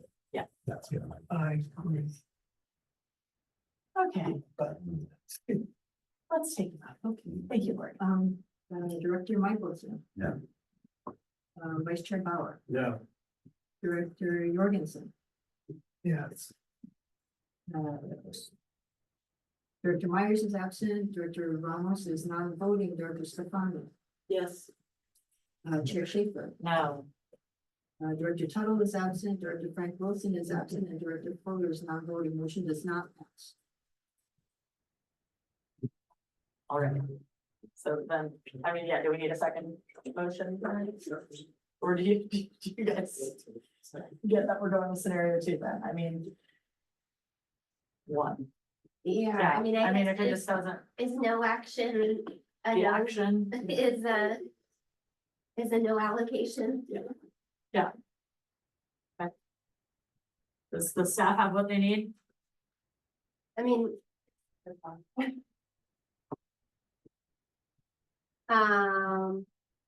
would you like to have us bring back policy platform updates related to nuclear energy? Yes, because it really sounds like we are moving at this from an advocacy point of view, and it would be nice to, you know, maybe have some sort of letter drafted to explain why we are not taking this allocation and, you know, send that to the CPUC and all related entities.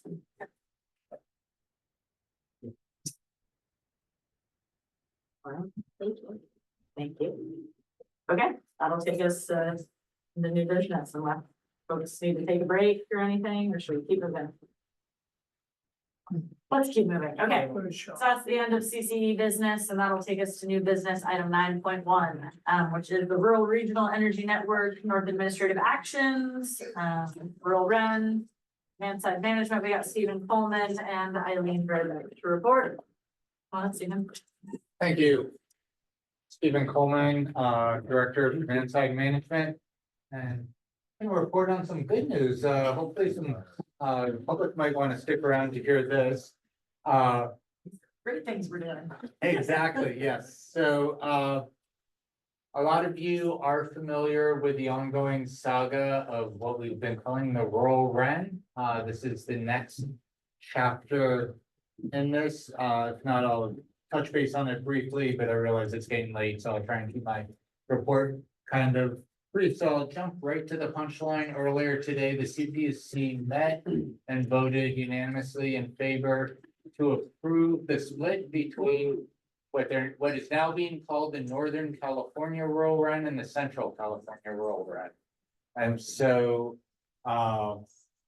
RCA will be the portfolio administrator for the Northern California group, which includes ourselves, the Sierra Business Council, Lake Area Planning Council, and the Mendocino Council of Governments.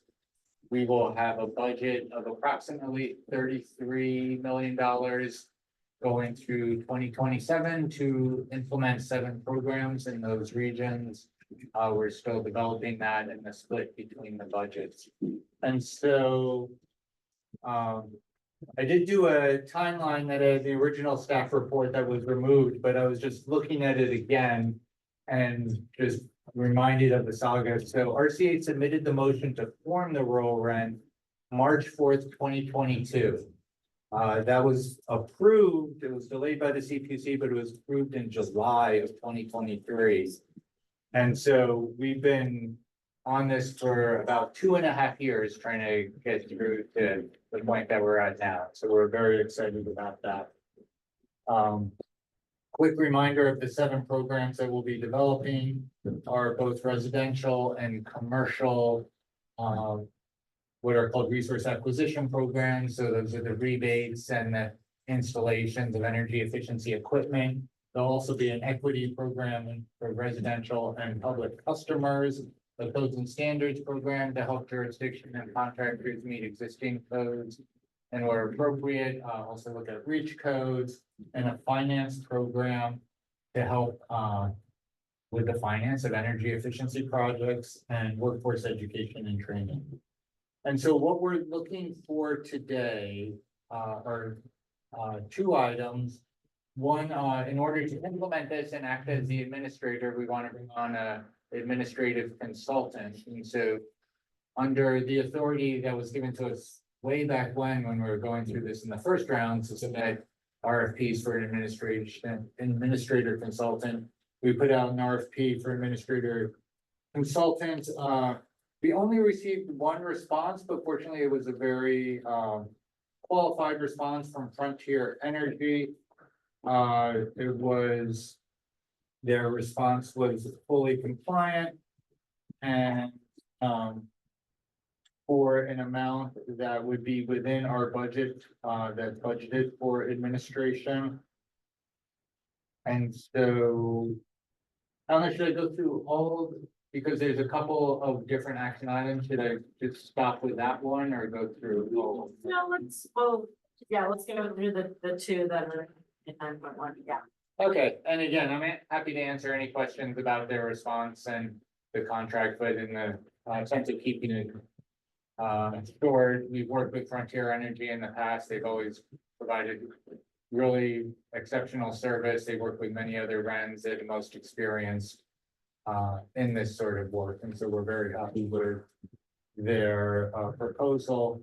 And then the other items are termination of previous RuralREN memorandums of understanding. And so with the first go round, we had developed an MOU with all 7 of the original partners back in May 13th of 2021. We're working currently on a new MOA. We're changing it slightly to a memorandum of agreement, this time with our current partners. And so to move forward, we would need to terminate the existing MOU. And our legal counsel has reached out to the legal counsel of the other partners, and they would be agreeable to terminating that old existing MOU with a termination document. Furthermore, we had also executed an MOU jointly with Lake APC and MCOG because they would have been implementing programs underneath us. Now with the new agreement, they would be full members of the REN. And so that is also no longer necessary with the new MOU coming up. So we'd be looking for authority to terminate that MOU as well. And both those organizations are fully in agreement that that MOU needs to be terminated to move forward. So the recommended actions are to award the contract with Frontier Energy for RuralREN North. When I wrote this, it was called RuralREN North. CPUC changed their name once again to Northern California RuralREN. administrative services for a term of 2024 through 2027, a not to exceed amount of $1,200,265, and authorize the interim executive director to execute all applicable documents subject to RCA general counsel review. And the second item would be to authorize the interim executive director to execute all documents to terminate the original RuralREN agreements subject to RCA general counsel review. Just want to add one thing, the CPUC's decision today allows us to recoup costs as of yesterday. So this would be cost neutral, this contract, it would be paid for through RuralREN funds. All right. Thank you, folks. Any questions for Sue? No, just, I mean, thank you for getting this organization through all of that. It's been a long haul, yeah. That I'm not gonna talk about. And even as an alternate, having seen it was at the state level. Yeah. It's been a journey and, you know, I did not do it alone, and I know you know that, Eileen has been a rock through this, and I can't say enough about Patricia Terry, who's the portfolio. And I want to say, I really actually think you're gonna have a stronger organization with the members who we have now. And I do think that geography matters in this case, and those are some strong partners. So, and creative people, the organizations, so I think it's, even after all that, it's gonna work out well. Yeah, it took a long journey to get to this point, but I think we're in a much stronger, better place to implement programs for customers. Yeah. Okay, I will open up to public comment. Do we have anybody here? Nope, we don't have anybody here. Do we have anyone else here? Okay. Then I will open it up for motion on 9.1 here. We have somebody. Make a motion. I'll do it. Oh, yeah, go ahead. I'll move we award the contract and the Ridge. Thanks.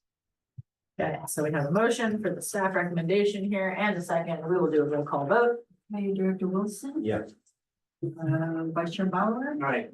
Director Jorgensen. Aye. Director Losi and Myers are absent. Director Ramos. Aye. Director Stefani. Yes. Chair Schaefer. Yes. Directors Tuttle and Wilson are absent. Director Fuller. Yes. Motion passes unanimously. Thank you. And I probably should have added, Eileen might add that we'll be coming back at a later meeting with budget adjustments with the full ramification of what these budgets will make. Thank you. All right, that takes us to item 9.2. So addition and reclassification of staff positions. Eileen.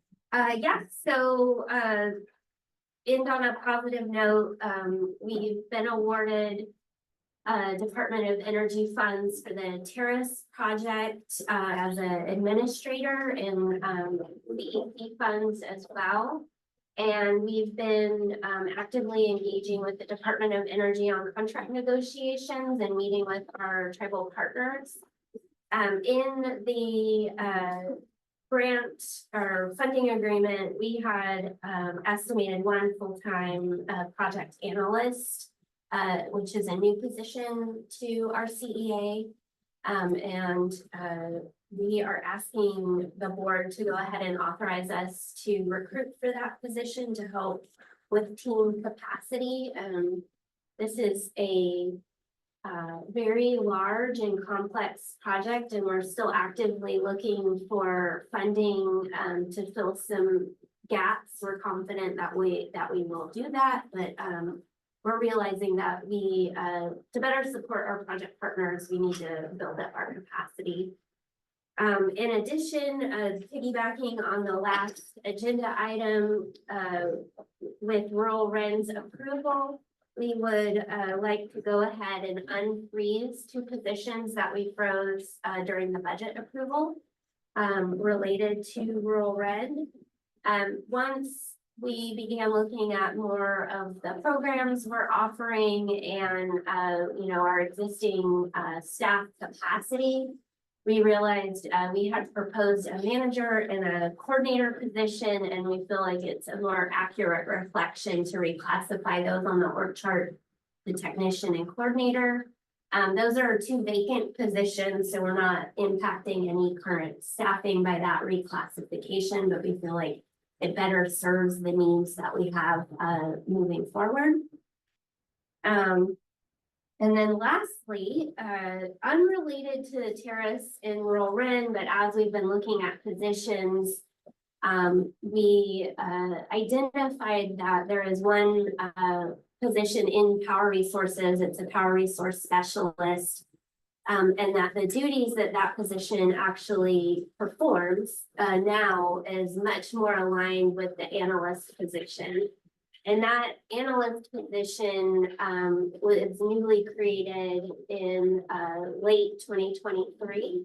And so in hiring a analyst for RuralREN, we realized that those job duties really overlap, and it made much more sense to reclassify one of the power resource specialists to analyst to be more in line with what they're working on. And so with those additions and reclassifications, what that does to the annual budget is about a $44,000 increase. The RuralREN positions will be cost neutral, they'll be covered through RuralREN. The terrace position will be covered through external funding. However, we'll have about a month before the contract is executed. So, you know, we would be funding that 1 month. And then the power resources program is funded through CCE funds for the program that they support. And so, and we're bringing the org chart to you to approve the changes, and what was included in the attachment in the packet shows we still have 2 positions frozen that we're not filling at this time. When we bring back the full budget for mid-year review, you know, we'll readdress whether or not there are funds to unfreeze those. And again, we'll be bringing back budget adjustment that accounts for the revenue coming in for terrace and RuralREN and the associated expenditures. Once we get a little more detail. Thank you, Eileen. Let's just open it right up for public comment. On Zoom, great. I'm gonna close public comment. Any questions, comments from staff, or we will entertain, not staff, the board, and we will entertain a motion as well. I'll move that we approve staff recommendations 1 to 5. I'll second. We have a motion and a second. Last roll call vote. Yes, Director Wilson. Yeah. Vice Chair Bauer. Aye. Director Jorgensen. Yes. Director Mobley and Myers are absent. Director Ramos. Abstain. Director Scafani. Yes. Director Chair Schaefer. Yes. Director Tuttle and Wilson are absent. Director Fuller. Yes. Motion passes. Thank you. All right. Reports. I'll be brief. Richard had mentioned that Foster Avenue Solar was approved by Planning Commission, but I actually think it was the North Coast Highway Solar off of Highway 36. Yes. And so I wanted to clarify that we're really excited about the Planning Commission approving that project and it moving forward. Earlier today, you approved delaying some of the damages to make sure that we make sure that that project is successful. But to Richard's point on Foster, they have begun work on that site. So we've had many delays and we're really excited to see the work actually starting. Richard joked that solar has already been installed and it's because they put a solar powered light for security. So we'll take any win we can get at this point for local projects. And then kind of more information to come. We are working with the developer at First Sandrini. They want to do a ribbon cutting. We've been working on this for so many years that we plan on sending a few staff, and we want to open up to see if there are any board members who want to attend with us. We don't have a date. When it gets closer, we'll reach out, but we want to show, yeah, it is worth the trip to Kern County for that ribbon cutting. So more information to come on that. It likely will be either in November or early in 2025 after the. Exciting. Okay, thank you, Eileen. All right, any future agenda items? Any? Yeah, maybe this is more stuff to think about. Is there something we can do to look at? What are the mechanisms that within our control? Or how do we get a greater span of control on the volatility of pricing? And something we can recommend to CPUC, legislature, like price controls. You know, we just are getting hammered by it, and it has to do with our survival as an organization and all the other seasons, all of them. Yeah. So is there just to explore it? I don't know. And I should have added that in my report out. I'm attending a KLCCA board meeting in San Francisco next week. And one of the items we're going to be discussing is reopening the PCIA, the power charge difference adjustment item in 2025. And there's a big swing coming, we think, in the PCIA and in the negative for CCAs. And so there will be an update on how we can advocate to get a little bit more control of that volatility. Can you report back? Yeah. That'd be great. Thank you. Thank you. All right, we are going to go into closed session. Item 12.1, public employment pursuant to government code, section 54957, executive director recruitment. Is there any public comment? On Zoom. Excellent. We are going into closed session.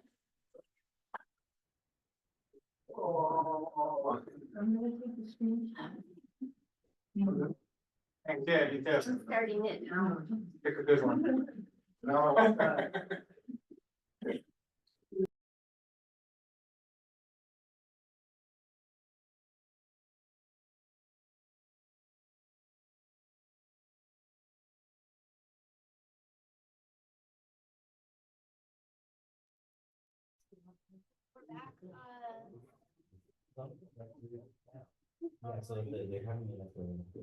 We're back, the mics are on. Okay, we're back and there's nothing to report. And with that, we are adjourned.